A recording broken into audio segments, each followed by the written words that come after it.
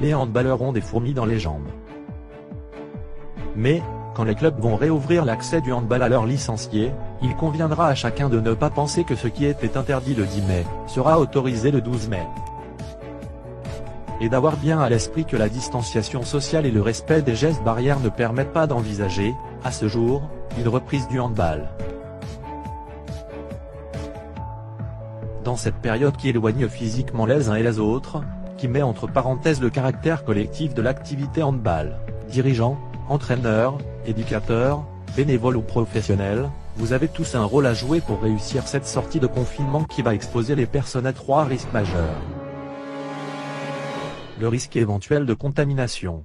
Chaque responsable devra s'assurer que les sportifs et les représentants légaux des mineurs aient pris connaissance de la note, consigne de reprise d'activité physique dans le contexte de la pandémie du Covid-19.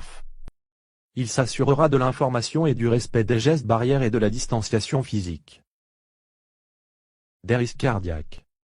Si là où le pratiquant a été malade du Covid-19, testé ou s'il y a une simple suspicion, il existe un risque de complications cardiaques et pulmonaires liées au virus. Dans ce cas, un avis médical est indispensable avant toute reprise même minime. Risque de lésions musculaires, tendineuses et ou ligamentaires. Ces risques sont consécutifs d'une longue période d'inactivité relative, d'où l'importance d'une reprise progressive.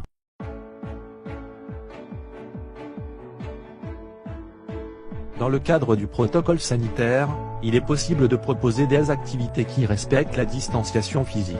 En réunion, chaque participant est distant d'1 mètre. Pour les activités sportives en extérieur, il faudra que chaque pratiquant puisse évoluer dans un cercle d'un rayon d'1,15 m.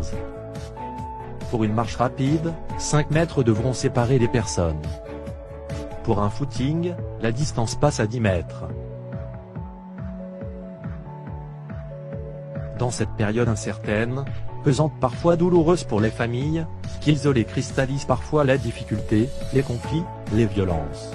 Les activités proposées par le club peuvent renforcer la fonction relationnelle et sociale. Il sera possible de réunir par petits groupes les adhérents pour des échanges, de convivialité ou de préparation de la saison à venir. En vous appuyant sur les outils digitaux, restez en contact avec vos licenciés pour les informer, les aider, favoriser le lien entre eux en les mettant en réseau pour qu'ils s'entraident. Incitez vos cadres à utiliser MyCoach by FF Handball pour échanger, collaborer, gérer leur équipe.